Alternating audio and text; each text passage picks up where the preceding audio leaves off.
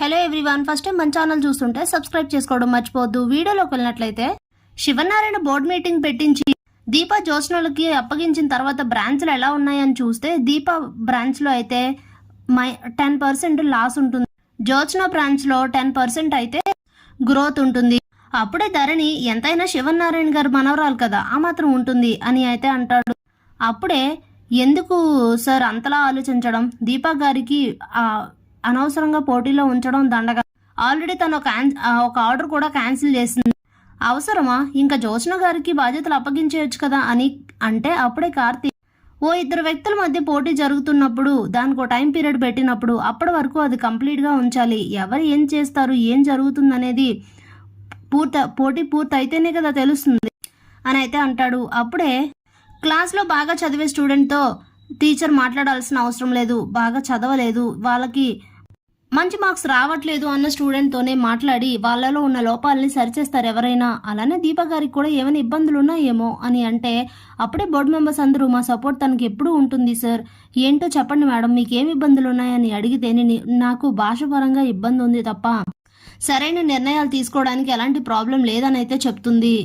అప్పుడే అయితే నువ్వే ఒక మనిషిని సెలెక్ట్ చేసుకో, ఒక వ్యక్తిని సెలెక్ట్ చేసుకొని నువ్వే నీ దగ్గర వర్క్ చేసుకోవడానికి తెచ్చుకో అని చెప్తే నేను ఆల్రెడీ ఒక అతనితో మాట్లాడానని చెప్తుంది దీప. ఎవరు రమ్మంటే ఇప్పుడే ఫైనల్ చేద్దామని అయితే అంటారు. ఇంతలోనే సూరజ్ అయితే ఎంట్రీ ఇస్తాడు. సూరజ్ చేతికో కట్టుకొని తలకు కట్టుకొని ఉంటాడు. ఇదేంటి వీడొచ్చాడు అనుకుంటూ స్టన్ అయిపోతుంది జ్యోత్స్న.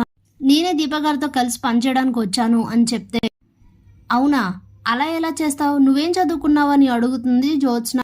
నేను యూనివర్సిటీ డిగ్రీ పైనే చేశానని అయితే చెప్తాడు. అప్పుడే అవునా మరి అంత చదివితే నువ్వు దీపా గారి దగ్గర వర్క్ చేస్తే నువ్వు లక్షలోనే శాలరీ అడుగుతావు, తన కంపెనీ తన రెస్టారెంట్ అసలే నష్టాల్లో ఉంది, అంత శాలరీ నీకు తనెక్కడ ఇస్తుంది అని అంటుంది.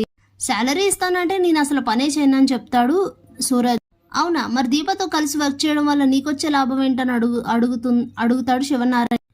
నాకు సూరజ్ హెల్దీ ఫుడ్స్ అనే స్టాల్ ఉంది, ఆ సూరజ్ హెల్దీ ఫుడ్స్ని దీపా గారు రెస్టారెంట్లో పెట్టుకోవడానికి పర్మిషన్ ఇచ్చారు, ఫుడ్ మీ దగ్గర తింటారు, జ్యూస్ మా దగ్గర తాగుతారు, అప్పుడు మాకు లాభమే కదా, అందుకే ఇదంతా అని అయితే అంటాడు సూరజ్. అప్పుడే శివనారాయణకి అయితే చాలా హ్యాపీగా అనిపిస్తుంది. నువ్వు నీ గొప్పదానాన్ని మెచ్చుకోలేకుండా ఉండలేకపోతున్నానమ్మా, చాలా మంచి ఆలోచన చేసి అని అయితే చెప్తాడు. ఇక సూరజ్ని తీసుకుని దీపా అక్కడి నుంచి వెళ్ళిపోతుంది. అందరూ వెళ్ళిపోగానే అరే కార్తీక్ నేనేదో నార్మల్గా సూరజ్ లాంటివాడు మన వ్యాపారంలో ఉంటే బాగుంటుంది అన్నాను, అది నువ్వు నిజం చేసావు కదా అని అంటే నేను చేసింది నేను లేదు తాత, దీపయ్య మాట్లాడుతాను తీసుకొచ్చిందని చెప్తాడు. ఇక సూరజ్ అలాగే దీప ఇద్దరు వర్క్ చేస్తూ ఉంటారు. ఇది చూసి మండిపోతూ ఉంటుంది జ్యోత్స్న. ఇంతలో కార్తీక్ నేను కాఫీ తాగడానికి వెళ్తున్నాను, ఎవరైనా రావాలనుకుంటే రావచ్చు అని చెప్పేసి వెళ్ళిపోతాడు. అప్పుడే దీప ఇప్పుడే వస్తాను సూరజ్ గారు అని చెప్పి కార్తీక్ దగ్గరికి అయితే వెళ్తుంది. అప్పుడే కార్తీక్ చాలా హ్యాపీగా కంగ్రాట్స్ మరదలా, ఇంకేంటి నీకున్న ప్రాబ్లం సాల్వ్, నువ్వు చెప్పిన డీల్ ఒప్పుకొని సూరజ్ వస్తాడో రాడో అనుకున్నాను, వచ్చాడు కదా ఇక చాలు, జ్యోత్స్నకి ముచ్చమట్లు పడదు, మనం అనుకున్నది అనుకున్నట్టుగా జరుగుతుంది, నీ ఆలోచనలకి సూరజ్ తోడైతే ఇంకే ప్రాబ్లం ఉండదు, ఇక రెస్టారెంట్కి నువ్వే సీఈఓ అవుతావు, నాది గ్యారంటీ అని అంటాడు కార్తీక్. అంతా బాగానే ఉంది బావా, నేను ఇందాకైతే చాలా కంగారు పడ్డాను, ఎక్కడ జ్యోత్స్న చేతిలోకి రెస్టారెంట్ వెళ్ళిపోతుందో ఎక్కడ ఏం జరుగుతుందో అని భయపడ్డాను అని అంటే ఇదంతా చూస్తూ నేనెలా ఊరుకుంటాను మరదలా, అలా నేను జ్యోత్స్న చేతుల్లోకి పదవులు వెళ్ళనివ్వను కదా అని అయితే అంటాడు.